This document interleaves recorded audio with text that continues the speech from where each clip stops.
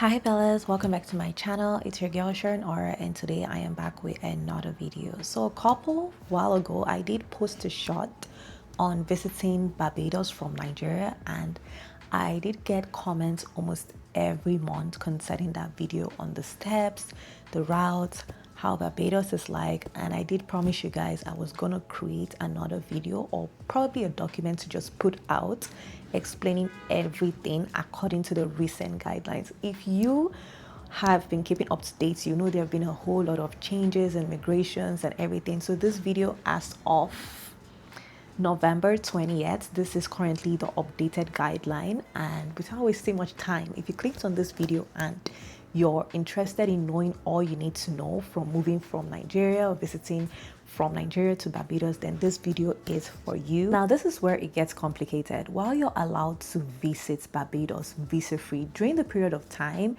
that you're going to be staying in Barbados, you are not allowed to work. You're expected to be earning outside or already have a proof or source of income. However, if you're going to Barbados with the aim of working, there's another program which you have to do in order to do that. So there's a program called the Welcome Stamp or a digital nomad visa, where each individual, like if you're going there, it allows you to actually stay up to 12 months, and you also get to work. But in order to do that, you have to pay a certain amount of money to acquire that visa based on research. I believe it's 2,000 if you're paying individually, or if you're going as a family, it's actually like 3,000. When I did go to Barbados, I did go solely for the purpose of visitation, not for work, but based on research, these are some things I gathered, and feel free to look more into them. So having covered that, now I'm going to be actually elaborating more on the routes.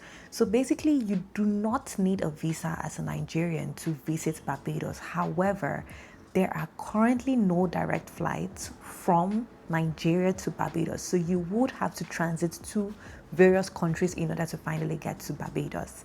And I'm going to give you guys a simple breakdown of the routes. First of all, you have to fly from Lagos to Istanbul using Turkish Airlines.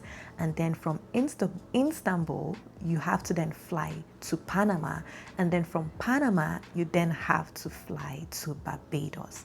Now, when you're flying from Lagos to Istanbul, you technically do not need a visa, considering the fact that you do not leave the airport. Once you leave the airport, there's going to be issues. So I would suggest getting a flight that actually is, let's say the layover is like 2 hours or 3 hours, and it's technically the same. So that when you're boarding from Lagos, they would actually look at your flight and realize it's not stopping in Istanbul. However, it is connecting, and there's a next flight that you have to hop on.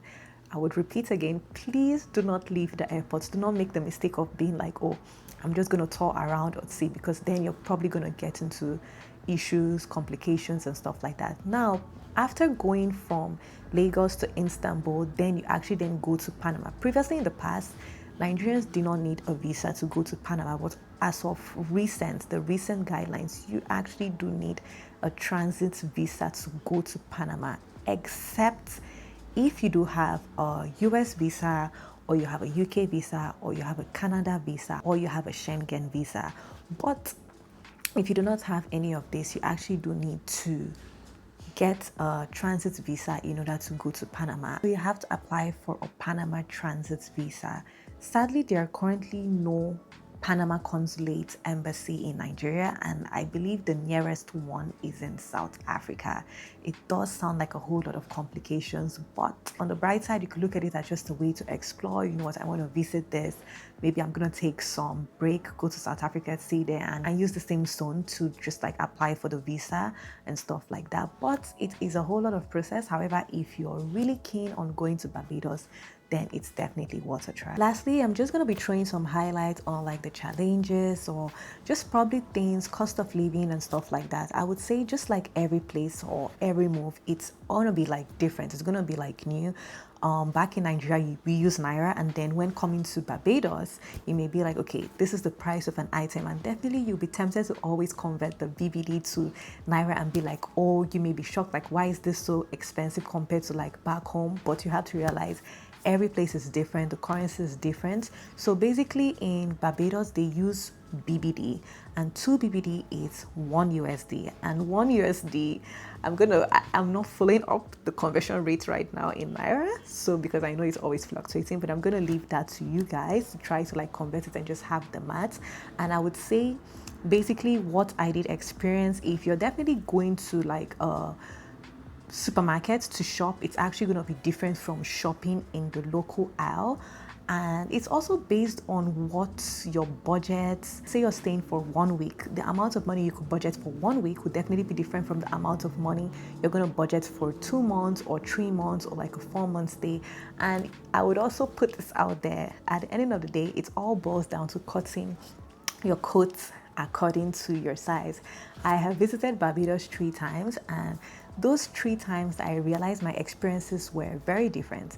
The first time I feel like I stayed in a calmer hotel, and I feel like I'm not gonna mention places here just because if I have other videos that highlighted the places I did stay. But if you guys are watching this video and you also want to know based on like cost wise, accommodation and stuff like that, you could also always put it in a comment section and I will talk about that. But the first time I went to Barbados, I feel like the place I stayed was definitely cheaper. And then the second time I was like, you know, I'm going for vacation.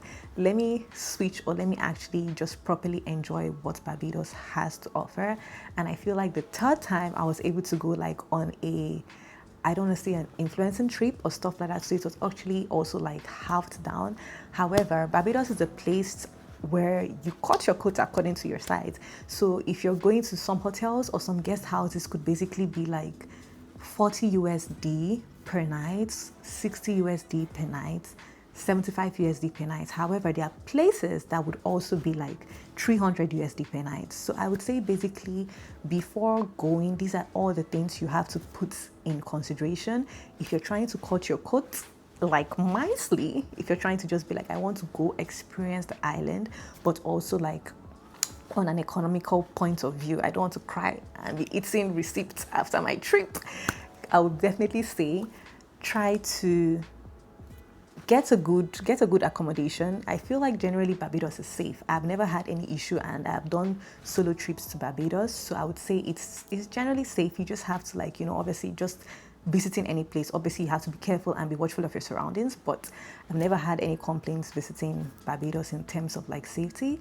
So I would say go to a guest house or like even a hotel that at least, based on the amount of days you're also staying, 60, 75, stuff like that. Whenever I go to Barbados, I love visiting restaurants. I love visiting nice places. You all know this vlog and you all know it's lifestyle heavy, but I'm not kidding you. The first moment I step my foot out of the plane and I drop my box in my hotel room, I always go to get basic items. I get bread, I get tissue, I get juice. Those are what actually keeps me like, okay, if I want to snack on something, just so that every single time I'm not like spending a little amount of money. If I want to eat, okay, boom, I have to go to this restaurant, because it actually does add up. So I always get a base of like, okay, if I want to snack on something, there's something in my fridge, this, that. And then what I usually do is when I want to go out to get food, I'm actually like, okay, I'm going out to explore. I've already eaten at home, so now it's just like I'm going out to explore. So it's like now I know I could actually spend the amount of money for like exploring and also feeding my tummy. So I hope this video was helpful. In terms of the weather, I think, like I said, there's a couple of Barbados videos, and I think I may actually just create a link to put in this, but a couple of them on my YouTube page. The weather is amazing. There are so many beaches. I've been to Barbados 3 times and I haven't even explored all the beaches yet. There's always something to do, always fun.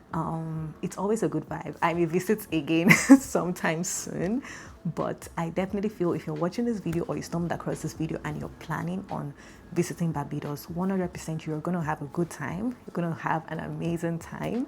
But I think I've come to the end of this video. Let me know if you guys have any question for me to actually talk about. Put it in the comment section.